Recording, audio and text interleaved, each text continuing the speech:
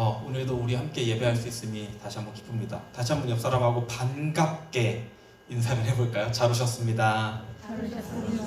반갑게 다시 한번 반갑게 다시 한번 인사를 해볼까요? 강조점 있어. 반갑게. 네, 여러분 잘 오셨습니다. 네, 할렐루야. 지난주 우리는 주님의 고난과 이제 십자가 사건과 부활을 묵상하면서 한 주간 기도회와 부흥회로 보였습니다. 벌써 한 주가 지났어요. 저한테 뭔가 이렇게 꿈과 같은 시간이었다라고 해야 될까요? 벌써 그리워지는 시간인 것 같습니다. 그래서 이제 오늘은 다시 금요 예배 때 다시 본문으로 돌아와서 성령의 9가지 열매 시리즈로 이제 이야기를 다시 말씀을 나누고자 합니다. 오늘 충성인데요. 22절이 오늘로 끝납니다. 이제 다음 주가 되면은 23절이 시작되는데 오늘 이 충성 함께 나눠보도록 하겠습니다. 여러분들은 충성하면 어떤 게 떠오르시나요? 네, 여기 바로 이렇게 딱 이게 떠오르죠. 이게 한국인들만 떠오를 거예요. 네, 다른 외국인들한테 충성하면 이게 떠오르진 않을 겁니다. 근데 한국인들은 어찌됐건 한국의 이제 일반적인 대부분의 남성들은 이제 군대를 갔다 오고 또 그거를 바라보는 자매님들도 계시고, 그래서 우리는 충성. 저는 어렸을 때요, 그 군대의 모든 경례가 충성인 줄 알았어요. 네, 군대 모든 경례가 충성이랬어요. 혹시 여기 군대 다녀오신 분들 그 경례가 충성이었나요? 목소리 많이 쉬었어요? 네, 다른 거였어요. 어떤 거였어요? 이기자. 정확하게 그 부대가 네, 이기자. 네, 저는 저도 이기자 옆에 단결이었습니다. 저는 어렸을 때 언제나 충성인 줄 알았는데 군대 가서 좀 당황했어요. 이런 것도 있었구나. 그래서 국어사전에 충성은 이렇게 정의하고 있습니다. 대한민국 국어사전에 진정에서 우러나오는 정성. 좀 어려워요. 특히 임금이나 국가에 대한 것을 이른다. 이 진정에서 나오는 정성인데 누구에 대해서요? 특히 임금이나 국가에 대해서 이거를 충성한다라고 대한민국 국어사전에 나와 있습니다. 그래서 군대를 가면 이제 공군이나 해군이나 해병대는 모르겠어요. 근데 육군에는 뭐가 있냐면 복무신조라는 것이 있어요. 그래서 그 복무신조의 가장 첫 문장이 이렇게 시작됩니다. 우리는 국가와 국민의 충성을 다하는 대한민국 육군이다. 그러니까 충성에 대해서 정확하게 말하고 있어요. 우리는 국가와 국민의 충성을 다한다 라고 말하고 있습니다. 왠지 모르게 그 점호 시간에 이걸 외칠 때면요, 모든 시간이 그러진 않았지만 때로는 가슴 저 깊은 곳에서부터 뭔가 뜨거움이 올라올 때가 있었어요. 이등병 때. 이등병 때. 그 이유는 잘 모르겠습니다. 여러분은 누구에게 충성할 수 있습니까? 누구에게 충성할 수 있습니까? 충성에 대해서 생각하니까 여러 가지 이미지들이 떠올랐어요. 이제 방금 전에 이제 충성과 군대에 관한 이야기를 했는데, 군인은 방금 이야기했듯이 국가와 국민의 충성을 할 뿐만 아니라 직속 상관 또 상위 계급자들에게 충성을 해야 됩니다. 경례를 많이 하죠. 많은 부대에서 충성하고 경례를 합니다. 이것은 단순한 경례가 아니라 내가 이것을 상대방 상급자에게 한다라는 건요, 내가 그 사람의 어떠한 지시에도 어떠한 말에도 순종을 넘어 복종을 하겠다라는 다짐과 약속이 포함된 행동입니다. 그런데 우리가 영화나 소설 같은 것들 또 역사를 살펴볼 때에 어떤 사람이 누군가에게 충성을 맹세하는 장면들을 볼 수 있어요. 그러니까 군대가 아니더라도 신하라던가 어떤 사람이 누군가에게 충성을 맹세하는 장면을 볼 수 있는데, 그것은 그 상대방이, 내가 충성을 맹세하겠다고 하는 그 상대방이 그럴 만한 사람이기 때문에, 그 사람이 나에게 행한 어떠한 일이라던가 그 사람의 됨됨이 자체가 내가 이 사람을 믿고 이 사람에게 모든 것을 바쳐서 이 사람이 하는 어떠한 말에도 내가 따를 수 있다라는 가치 판단이 되었을 때에 내가 당신에게 충성을 맹세하겠습니다 라고 하는 장면들을 우리는 영화나 소설이나 역사 속에서 볼 수 있습니다. 그런데 우스갯소리지만 군대에서 우리들이 흔히 하는 말이 있어요. 우리의 주적은 북한이 아니라 이제 간부다, 이런 말도 많이 하거든요. 왜 그럴까요? 같이 생활하다 보면은 많은 경우에 이제 우리랑 밀접하게 관계하는 간부들은 이제 직급이 낮은 간부들이거든요. 근데 나이 차이가 얼마 안 나요. 그러다 보니까는 이 사람에 대한 신뢰가 아직 쌓이지 않은 거예요. 나랑 나이 차이도 얼마 안 나는데 이러면서 내가 이 사람에게 충성을 해야 돼? 라는 생각이 있는 거죠. 또 그와 반대로 덕장, 덕이 있는 장군, 그 장교라는 말을 듣는 상관들도 있습니다. 예전에 어떤 기사를 통해서 보게 된 한 장군이 계세요. 이제 전역을 하셨는데 나상웅 육군 예비역 장군입니다. 한번 집에 가서 기회가 되시면 이분의 기사를 한번 찾아보시면 되게 좋은 스토리들이 많이 있어요. 이제 이분의 그 이야기들 중에 핵심이 뭐냐면요, 그분의 말과 행동은 많은 군인들에게 본보기가 되었다고 합니다. 예를 들어서 대표적인 이야기로는 그분이 3스타 장군님, 그냥 아주 높은 사람이라고 생각하면 돼요. 모르시는 분들은 저 아주 높으신 분인데, 그 병사들, 일반 병사들이 행군을 할 때 똑같이 40kg의 완전 군장을 메고 40km 행군을 한두 번 한 게 아니라 수도 없이 많이 같이 했다고 해요. 장군이, 그 3스타 장군이. 그러니까 저 높이 있는 사람이 그걸 같이 한 거예요. 그뿐만 아니라 간부들에게 이렇게 말했다고 합니다. 여기 지금 너네가 함께 살고 있는 병사들은 지금은 너네 부하일지 모르지만은 앞으로 2년 뒤에, 1년 뒤에는 전역을 하고 사회로 나가면은 우리가 지켜야 될 국민이다. 그들 함부로 대하지 말아라 라고 말했다고 합니다. 그리고 또 군대 내에서 그 악습적으로 행해져 오는 많은 안 좋은 관습들을 지혜롭게 판단해서 잘 많이 병영 생활을 고쳐나갔던 장군이라고 합니다. 그래서 나상웅 장군에 대한 기사나 동영상들을 보면 댓글들이 달리는데요, 아주 좋은 말들만 달려요. 당신이 어디 계실 때 제가 함께여서 행복했습니다. 당신이 뭐 어디 사령관으로 있었을 때 당신을 보는 것만으로도 존경스러웠습니다 하면서 그분에 대해서 흔히 붙이는 말이 이분은 덕장이었다라고 말이 붙습니다. 오늘 본문에 충성이라고 번역된 헬라어 단어는요, 피스티스라는 단어가 사용됩니다. 피스티스는 여러 가지 의미를 내포하고 있는 단어인데요, 대표적으로 가장 많이 번역되는 뜻은요, 믿음이에요. 신기하죠? 오늘 우리 본문은 충성인데, 단어가 충성인데, 이 단어가 뭘로 가장 많이 번역되냐면요, 믿음으로 가장 많이 번역이 돼요. 자, 몇 개인지 셀 수가 없었어요. 그냥 이 피스티스, 이제 여기서 파생되는 뭐 피스토스, 피스투스 엄청 많아요. 피스토이, 에피스토이 이런 엄청 많은데, 단순히 피스토스라는 단어만으로 검색을 했을 때 신약 성경에만 227번이 나오고요. 이 중에서 5번인가를 제외하면 모두가 다 믿음으로 번역이 됩니다. 그리고 이 피스티스의 다른 말로 번역될 경우에는 신실함으로 번역이 됩니다. 그래서 오늘은요, 이 충성에 대한 이야기를 하기 전에 이 믿음에 대한 이야기를 먼저 해보고자 합니다. 여러분, 조금은 어려울 수도 있지만은 한번 천천히 한번 저와 함께 잘 따라오시면은 그 깊은 내용과 은혜를 함께 공유하게 될 줄 기대합니다. 여러분이 생각하는 믿음은 무엇인가요? 이제부터 여러분들 생각을 하면서 따라오셔야지 됩니다. 중간에 놓치면 나중에 가서 저 사람이 무슨 말 하는 거야? 라고 할 수 있어요. 생각을 하시면서 따라오셔야 됩니다. 온라인으로 지금 설교를 들으시고 계신 분들 눕지 마시고 일어나셔서 정확하게 잘 따라오시길 바랍니다. 여러분들은 믿음 하면 무엇이 가장 먼저 떠오르시나요? 일반적으로 기독교인들은 구원을 받는 조건, 내가 예수를 믿는 믿음을 가장 많이 떠올릴 것입니다. 최근에 신약 성경을 연구하는 흐름 중에 가장 중요하게 이슈가 되고 있는 것이 바로 이 믿음에 관한 이야기예요. 이 믿음.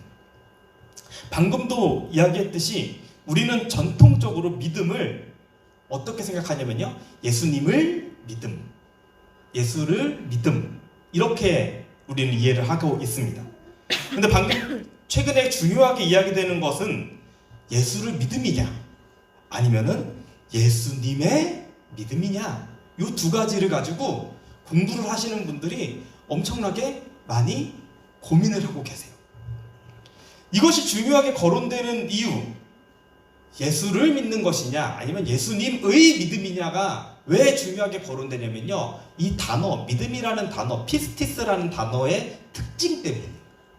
우리는 단순히 피스티스 하면 믿음 하니까 그럼 믿음은 누구를 믿음 이렇게 해석이 될 건데 이 피스티스라는 단어가 가지고 있는 특징은요, 두 가지로 동시에도 해석이 된다라는 거예요. 뭐뭇의 믿음, 뭐뭐를 믿음, 어느 것으로도 사용하는 사람의 선택에 의해서 사용될 수 있다라는 겁니다. 그래서 일반적인 상황에서 우리는 믿음으로 피스티스를 사용할 때 믿음의 대상을 이야기하면서 누구누구를 믿는다로 읽고 있습니다. 그런데 로마서를 비롯해서 갈라디아서에도 피스티스를 무조건 예수를 믿는 것으로 해석해 왔는데 이제는 이게 그게 아닐 수도 있다, 우리 한번 다르게 생각을 해보자 라고 하면서 예수의 믿음으로 해석을 하면 과연 어떤 결과들이 나올까를 지금 연구가 되고 있습니다. 그래서 제가 여러분들의 이해를 돕기 위해 제가 원래 성경 구절을 PPT를 잘 준비하지 않는데 오늘은 이해를 돕기 위해서 PPT를 한번 준비해 봤습니다. 먼저 로마서 3장 21절에서 22절입니다. 우리 한번 다 같이 읽어볼까요? 시작! 이제는 율법 외에 하나님의 한 의가 나타났으니 율법과 선지자들에게 증거를 받은 것이라. 곧 예수 그리스도를 믿음으로 말미암아 모든 믿는 자에게 미치는 하나님의 의니 차별이 없느니라. 22절에 보면요, 이렇게 나옵니다. 예수 그리스도를 믿는 믿음으로 말미암아 모든 믿는 자에게. 이해가 되시나요? 믿음이 두 번 나와요. 예수 그리스도를 믿는 믿음으로 말미암아 모든 믿는 자에게. 우리 다음 구절 볼까요? 갈라디아서 2장 16절도 한번 보겠습니다. 전반절만 볼게요. 시작! 사람이 의롭게 되는 것은 율법의 행위로 말미암음이 아니요 오직 예수 그리스도를 믿음으로 말미암은 줄 알므로 우리도 그리스도 예수를 믿나니. 여기도 이렇게 나오죠. 예수 그리스도를 믿음으로 말미암는 줄 알므로 우리도 그리스도 예수를 믿나니. 예수를 믿는다라는 말이 두 번이 표현이 되고 있어요. 뭔가 어색하다라는 거예요. 이해가 될 수도 있지만 뭔가 어색하다라는 것입니다. 그래서 최근에 학자들이 제안하는 새로운 번역은요, 이 두 번의 예수를 믿는다라는 표현에서 첫 번째 등장하는 그 예수를 믿는다라는 것을 예수 그리스도의 믿음으로 읽어보자 라고 제안을 하고 있습니다. 그래서 영국의 신약학자인 앤티 라이트는 이 본문을 이렇게 번역했습니다. 그래서 아까 읽었던 로마서 3장 21절, 22절을 그분은 이렇게 번역을 했는데요. 예수 그리스도의 신실함으로 말미암아 모든 믿는 자에게. 아까 믿음의 피스티스가 믿음 말고 무슨 뜻도 있다고 그랬죠? 신실함이라는 뜻도 있다고 그랬어요. 그래서 그거를 이렇게 번역했습니다. 예수 그리스도의 신실함으로 말미암아 모든 믿는 자에게. 갈라디아서 2장 16절도 이렇게 번역됩니다. 오직 예수 그리스도의 신실함으로 말미암는 줄 우리가 다시요. 오직 예수 그리스도의 신실함으로 말미암는 줄 알므로 우리도 그리스도 예수를 믿나니. 여기서 우리가 봐야 하는 것은요, 예수의 믿음을 예수의 신실함으로 읽고 있다는 거예요. 그래서 한국의 더드림 교회를 담임하고 계시는 신성관 목사님은 이것을 이렇게 말씀하셨습니다. 믿음은 마음의 동의이고 신실함은 행위적인 것이다. 조금 더 이해가 되시나요? 우리가 누구를 믿는다 그랬을 때 내 마음이 동의되는 거잖아요. 내가 그분을 믿는다, 내가 당신을 믿습니다 라고 했을 때, 내가 채환이를 믿습니다, 이 사람이 거짓말하지 않을 것을 내가 믿습니다 라고 하는 것은 내 마음이 동의가 되는 거예요.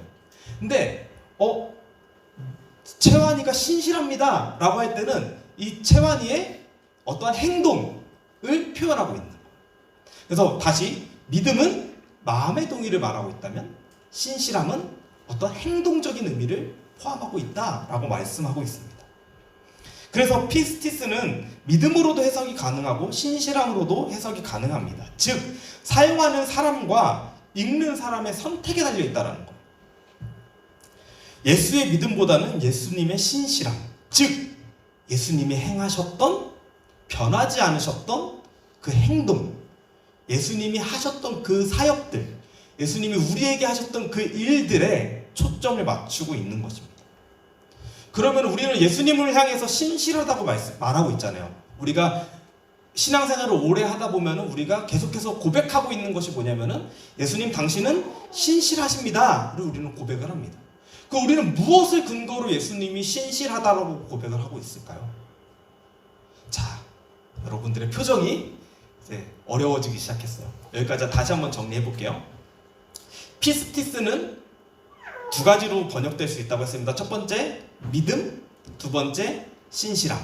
그래서 많은 학자들이 최근에 제안하고 있는 것이 예수 그리스도의 신실함으로 우리가 믿음에 이른다라는 번역을 제안하고 있어요. 그러면은 그 예수님의 신실함은 우리가 무엇을 보고 예수님의 신실함을 이야기할 수 있을까요? 바울은 그것을 여기서부터 찾는 것 같습니다. 바로 하나님의 한 의. 우리 로마서 아까 읽었던 23장 21절 한번 볼까요? 하나님의 한 의. 21절 보면 이제는 율법 외에 하나님의 한 의가 나타났다고 합니다. 이 한 의에 대한 해석도 두 가지로 나타날 수 있는데요. 전통적인 해석에는 하나님께서 우리에게 주시는 의, 예수를 믿음으로 우리가 하나님이 우리를 의롭다 여겨주시는 것. 그래서 우리 예전에 교리 공부할 때 들었었죠. 이것을 뭐라고 할까요? 교리 공부하신 분들? 어디서 들린 것 같은데? 우리가 예수를 믿을 때 원래 우리는 의롭지 않은 사람인데 하나님이 우리를 의롭다 칭하여 주시는 게 있어요. 들렸어요. 이걸 우리는 칭의라고 합니다. 그래서 하나님의 한 의가 나타났다 그랬을 때 우리가 예수를 믿을 때, 죄인이 예수를 믿을 때 원래는 죄인인데 하나님이 우리를 의롭다 여겨주시는 것을 하나님의 의라고 우리는 전통적으로 해석을 합니다. 두 번째 해석은요, 이렇게 해석돼요. 하나님 자신의 의로움. 이것을 구약에서는 이렇게 표현합니다. 하나님은 자신이 약속하신 것에 대하여 한 번도 변하지 않으시고 신실하게 이루어 오신 것. 그것을 우리는 하나님의 의로움, 하나님 자신의 의로움이라고 표현을 합니다. 그래서 예전에 제가 여호수아 12장을 설교했을 때요. 여러분들 기억 안 나시는 거 알지만 제가 다시 한번 리마인드를 시켜드리면은 제가 여호수아 12장 그 왕들의 이야기를 설교를 하면서 하나님은 약속하셨고 하나님은 이루셨다라는 것을 강조해서 말씀을 나눈 적이 있습니다. 하나님은 언제나 약속하십니다. 구약을 읽어보면요, 계속해서 동일하게 반복되는 건데 하나님은 아브라함과 언약을 맺으시고요, 이삭과 언약을 맺으시고요, 야곱과 언약을 맺으시고요, 또 이스라엘 백성과 계속해서 언약을 맺으시는 장면을 우리 볼 수 있습니다. 그리고 하나님은 언제나 아브라함을 향하여, 이삭을 향하여, 야곱과 이스라엘을 향하여 자신이 약속하셨던 그 모든 언약들을 단 한 번도 변하지 않으시고 언제나 이행하셨던 것들을 우리는 성경을 읽으면서 볼 수 있습니다. 그런데 그 하나님과의 언약이 완벽하게 이 땅에서 이루어지기 위해서는 한 가지가 더 필요했어요. 그것이 뭐냐면은 이스라엘도 하나님을 향해서 변하지 않게 반응했어야 됐어요. 근데 우리가 성경을 읽어봤을 때 이스라엘이 그렇게 반응했었나요? 많은 경우에서 하나님은 이스라엘을 향해서 언제나 변하지 않고 신실하게 역사하셨는데 이스라엘은 하나님을 배신하고 배반하고 우상을 섬기고 신실하지 못한 반응들을 보였던 것을 우리는 볼 수 있습니다. 하나님은 자신이 만든 세상과 자신의 백성들을 향하여 언제나 변함없이 신실하게 역사하셨지만 우리는 그 하나님 앞에서 매번 신실하게 반응하지 못하는 모습들을 봅니다. 하나님은 그것을 완벽하게 이루시기 위해서 하나님의 약속의 성취가 완벽하게 이루어지기 위해서 조금 어려운 말을 쓸게요. 자신의 신실함이 정확하게 드러나는 것을 원하셔서 한 가지 일을 하시는데 그것이 자신의 독생자 아들 예수 그리스도를 이 땅에 보내주십니다. 우리는 할 수 없어요. 우리는 하나님을 향해서 계속해서 배반하고 하나님을 버리고 사사기에 나오죠. 왕이 없으므로 모두가 자기의 소견에 옳은 대로 행하는 것이 바로 우리 인간의 모습이에요. 근데 하나님 그럼에도 불구하고 자신의 약속을 이루시기 위해서 한 가지 방법을 선택하시는데 그것이 자신의 독생자 아들 예수 그리스도를 이 땅에 보내주시는 것입니다. 로마서 1장 17절 우리 다 같이 한번 읽어볼까요? 이렇게 나옵니다. 로마서 1장 17절 시작. 복음에는 하나님의 의가 나타나서 믿음으로 믿음에 이르게 하나니 기록된 바 오직 의는 믿음으로 말미암아 살리라 함과 같으니라. 우리 복음을 뭐라고 말하죠? 기쁜 소식이라고 말하죠. 기쁜 소식에는 하나님의 의, 방금 제가 하나님의 의에 대해서 이렇게 설명했어요. 변하지 않는 자신의 약속을 완전히 이루시는 그 하나님의 신실함. 그러면 로마서 1장 17절은 이렇게 읽혀질 수 있습니다. 복음, 즉 기쁜 소식은 하나님의 약속한 것에 대한 신실한 행동이 나타나는 것입니다. 복음이 뭐라고요?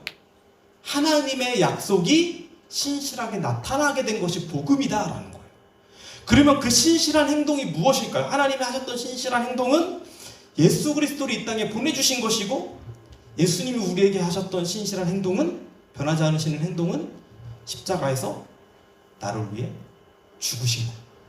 죽으신 것으로 끝난 게 아니라 다시 신실하게 부활, 자신의 약속, 하나님의 말씀을 온전히 이루신, 부활까지 하신 것. 그것이 하나님의 의입니다. 하나님의 약속하시고 이루시는데 누구를 통해서? 예수님을 통해서 이루어 주시는 것입니다. 인간은 존재 자체가 죄로 인하여 하나님께 신실하게 반응할 수 없는 존재들이. 오늘 이야기를 해볼까요? 우리는 하나님을 향해서 충성할 수 없는 존재들이. 근데 누구를 통해서 우리는 하나님께 신실하게 반응할 수 있을까요?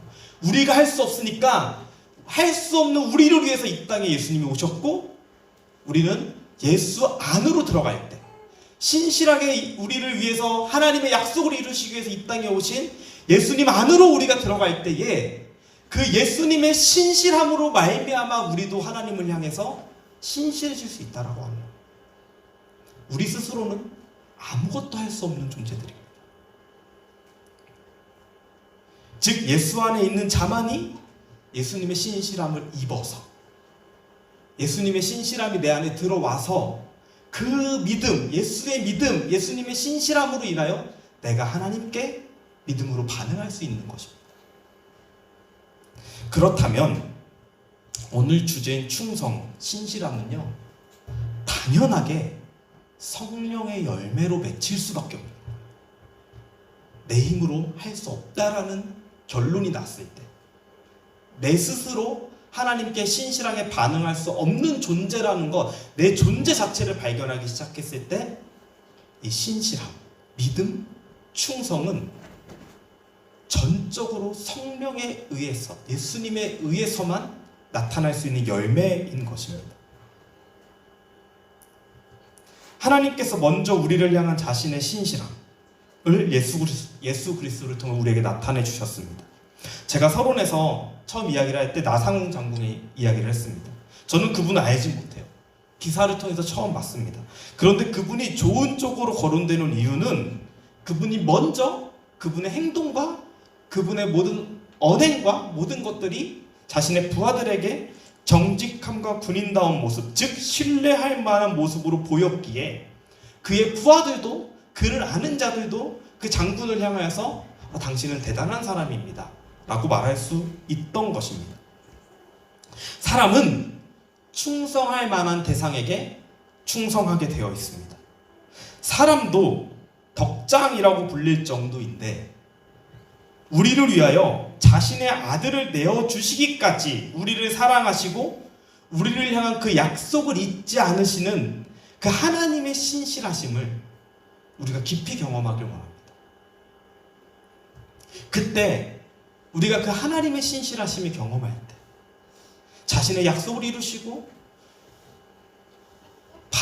죄 때문에 반응할 수 없는 우리들을 반응하게 하시려고, 자신에게 신실하게 반응하게 하시려고 자신의 아들 예수 그리스도를 이 땅에 보내주신 그 은혜를 우리가 경험할 때 우리는 너무나 자연스럽게 우리 안에서 하나님을 향한 신뢰를 가지게 됩니다. 이것을 우리는 뭐라고 말하냐면요, 믿음이라고 말합니다. 예수를 믿는 것은 내가 예수님 당신이 나를 위해 이 땅에 오셨고 나를 위해 십자가에 달려 돌아가셨고 죽으신 지 3일 만에 부활하셨습니다라는 지식적 동의, 내 머리로 아는 것이 아니라 그 실제 하시는 예수님, 나를 끝까지 사랑하시는 그 예수님이 내 안에 들어오셔야 되는 거예요. 그분의 믿음, 그분의 신실함으로 우리는 하나님을 신뢰함으로 반응할 수 있는 것입니다. 충성에 대한 이야기를 할 때 항상 이야기되는 구절이 있습니다. 바로 마태복음 25장에 나타나는 달란트의 비유입니다. 우리 한번 마태복음 25장 한번 펼쳐볼까요? 읽진 않을 거예요. 여러분들이 마태복음 25장을 눈으로 보고 계시면 됩니다.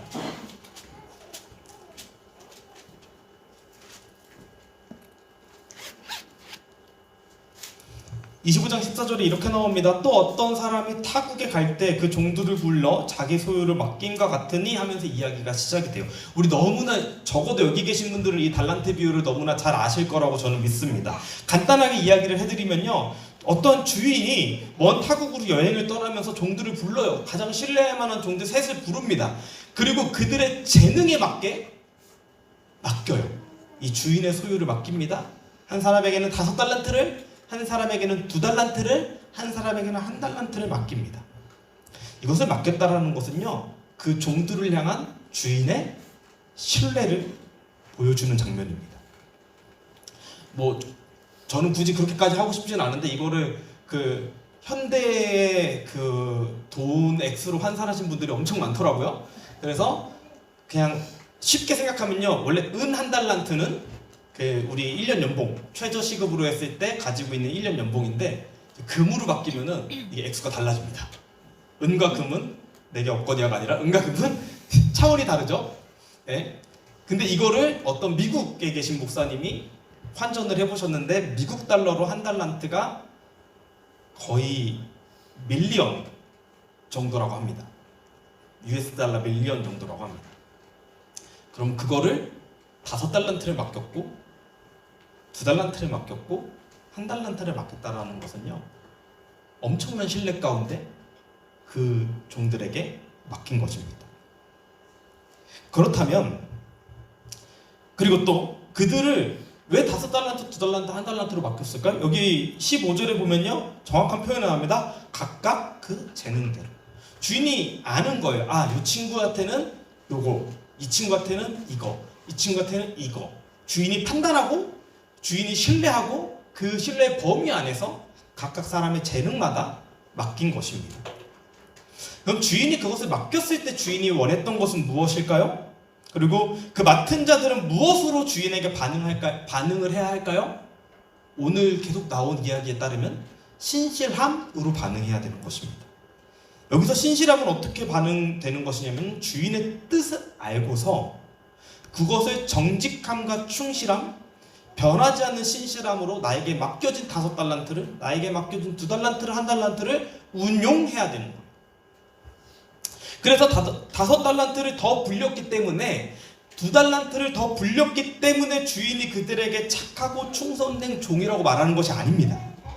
바로 주인이 신뢰했을 때 그 신뢰에 맞는 반응을 보였기 때문에 착하고 충성된 종이라고 주인이 칭찬한 것입니다. 그러면 그것을 어디서 우리는 그것을 알 수 있을까요? 이 종들이, 그 맡은 종들이, 특별히 5달란트와 2달란트를 맡은 종들이 어떻게 신실하게 주인에게 반응했다라는 것을 알 수 있냐면요, 바로 주인의 여행 기간을 보면 알 수 있습니다. 19절에 보면 이런 말이 나옵니다. 오랜 후에. 주인이 여행 갔는데 언제 올지 모르는 거예요.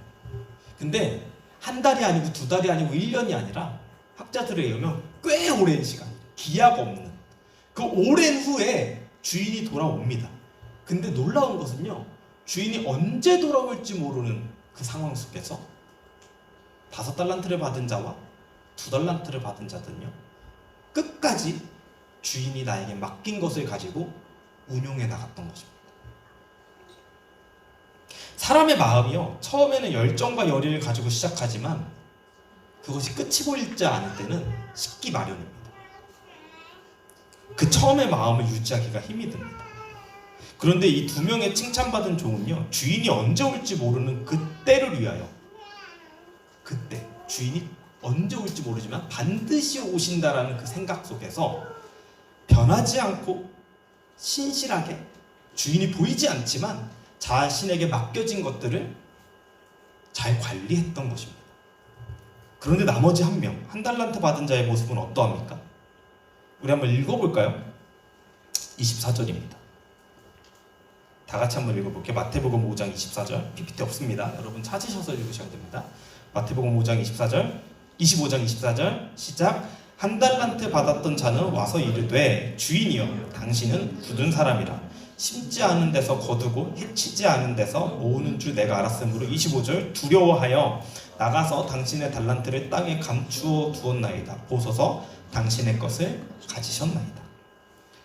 아주 재밌는 말이 나옵니다. 24절에 주인이여 당신은 굳은 사람이라. 여러분 5달란트 받은 자하고 2달란트 받은 자하고는요 이렇게 말해요. 5달란트 받았던 자는 5달란트를 더 가지고 와서 이르되 주인이여 내게 5달란트를 주셨는데 보소서 내가 또 5달란트를 남겼나이다. 별 말이 없어요. 내가 열심히 살았습니다. 당신이 맡겨진 것, 나에게 맡기신 것, 내가 이것 가지고 열심히 당신이 오실 때를 대비하여 살았습니다. 이 의미가 있어요. 한 달란트 받은 자는 뭐라고 말합니까? 왔는데 주인에게 당신은 굳은 사람이라.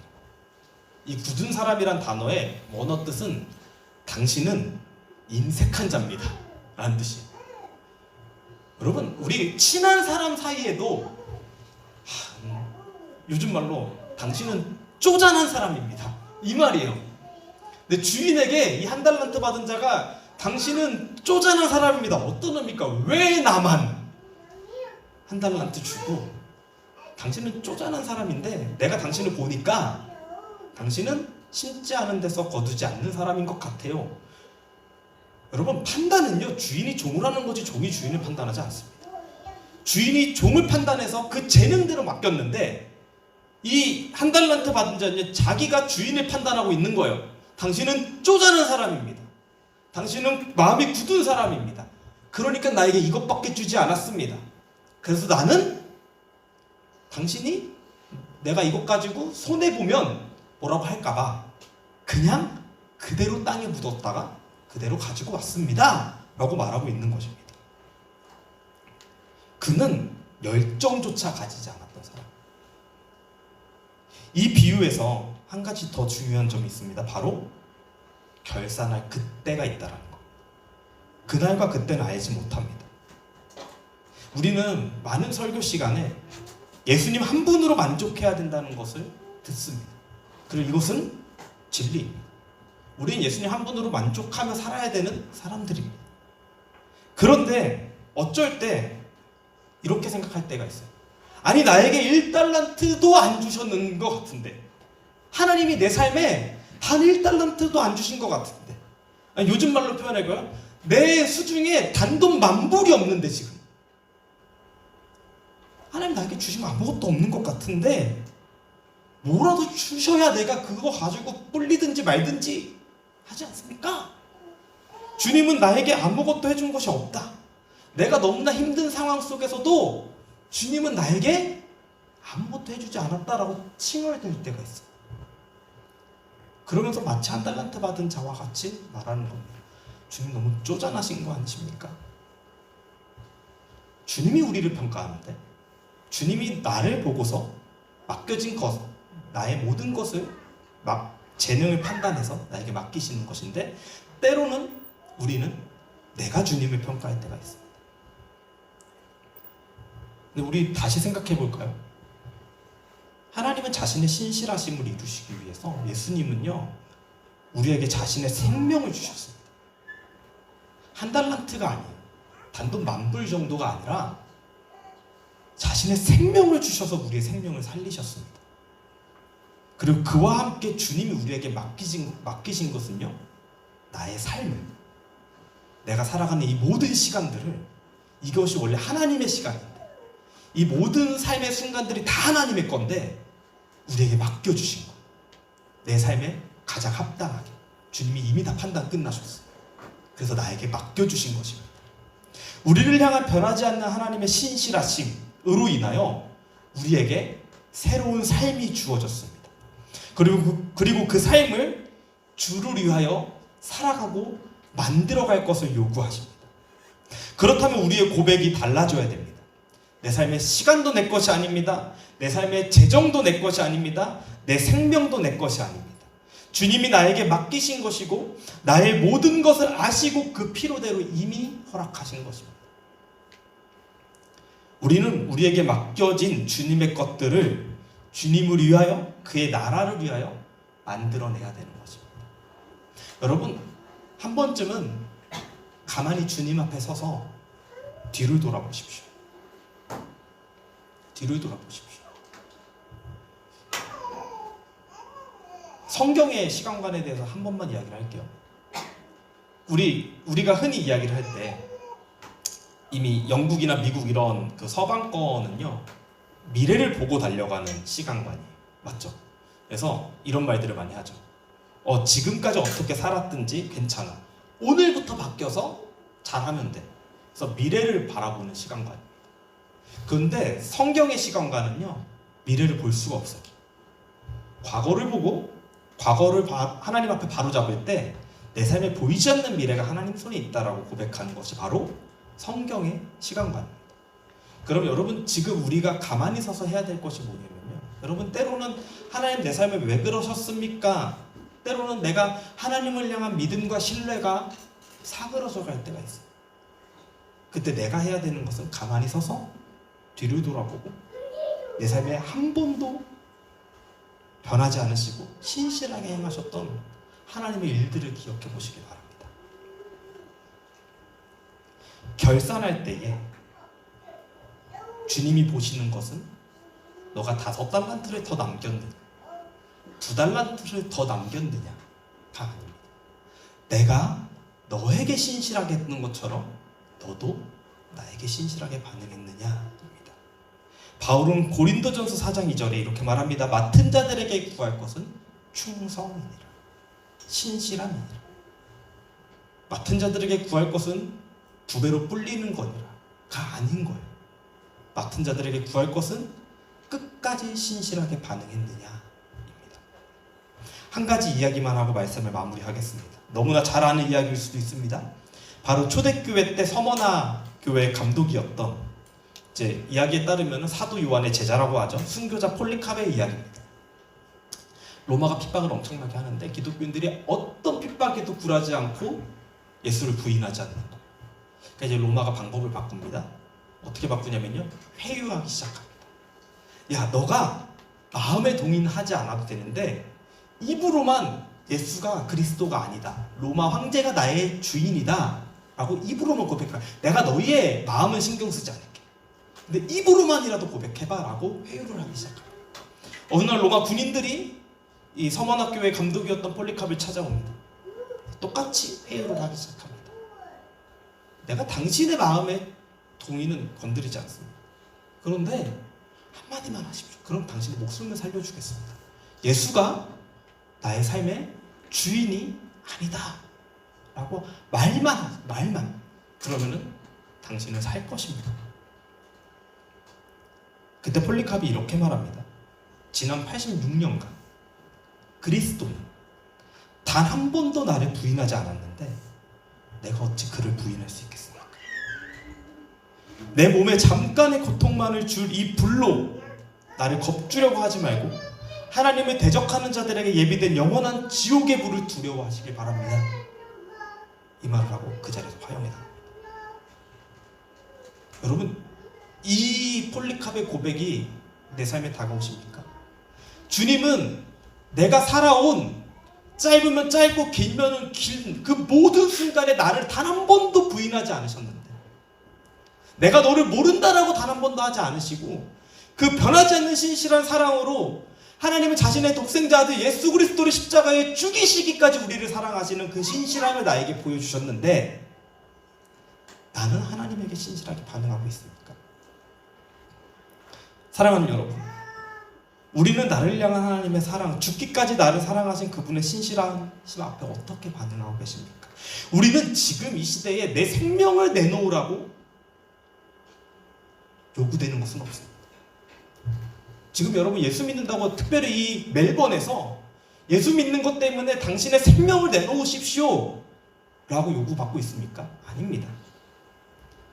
그것으로 우리의 신실함을 표현하지 않습니다. 그러면은 주님께서 물어보십니다. 우리 현실적으로 우리의 삶에 적용해 봅시다. 지금 나의 삶에, 여러분들의 삶에 편안함을 내려놓으실 수 있으십니까? 하나님은 단 한 번도 우리를 부인하지 않으시고 신실하게 나를 향해서 반응하셨는데 내 삶의 편안함을 하나님을 위해서 내려놓으실 수 있으십니까?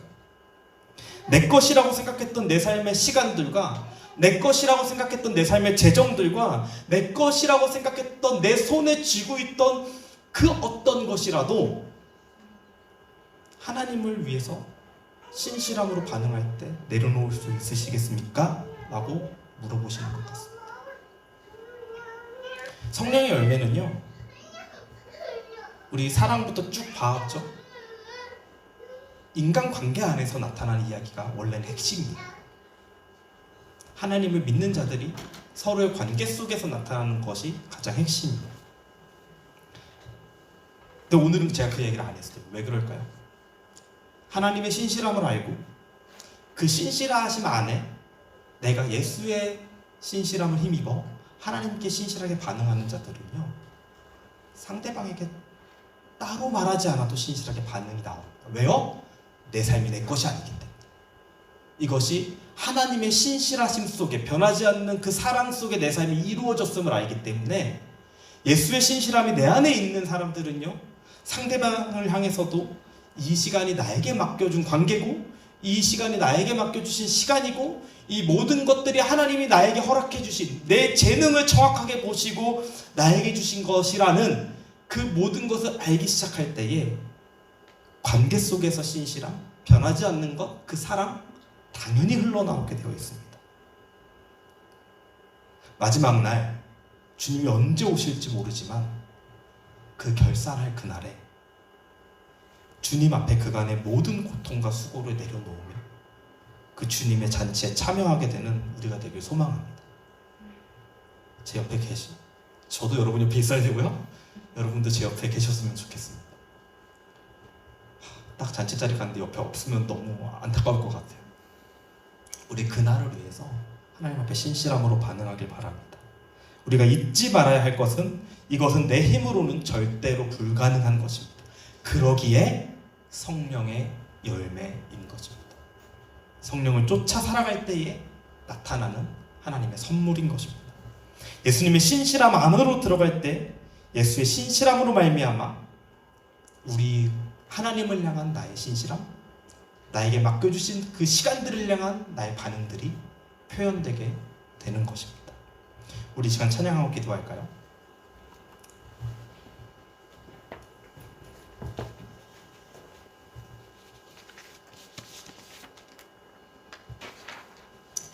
내 구주 예수님 찬양하겠습니다. 괜찮으신 분들은 한번 자리에서 일어나서 하나님 앞에 찬양했으면 좋겠습니다.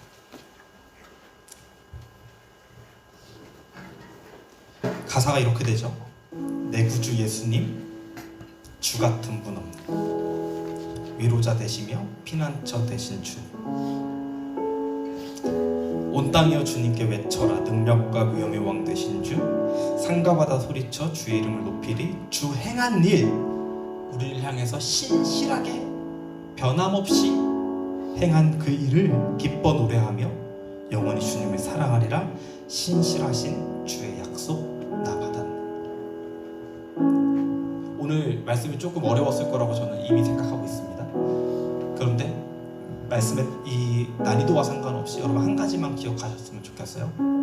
하나님은 여러분들을 끝까지 사랑하셨습니다. 자신의 아들을 주기까지, 예수님은 자신의 생명을 주시기까지 변함없이 사랑하셨어요. 그리고 아까 말했죠, 우리는 죄인이라 스스로 하나님께 반응할 수 없는 자들인 걸 하나님이 아셔서, 그걸 아시기 때문에 예수님이 직접 이 땅에 오신 거예요. 예수님이 여러분들 안으로 찾아 들어가시길 원하십니다. 여러분 예수님을 향해 마음의 문을 여십시오. 예수님의 신실하심이, 더 쉽게 말할까요? 예수님이 내 안에 들어올 때 내가 하나님을 향해서 신실하게 반응할 수 있습니다. 예수님이 내 삶에 전적으로 주인이 되어 들어오실 때 하나님이 나에게 맡겨주신 모든 시간들 안에서 우리는 충성되게 반응할 수 있는 것입니다. 찬양하고 기도할 때에 우리 그렇게 기도하길 바랍니다. 찬양하겠습니다.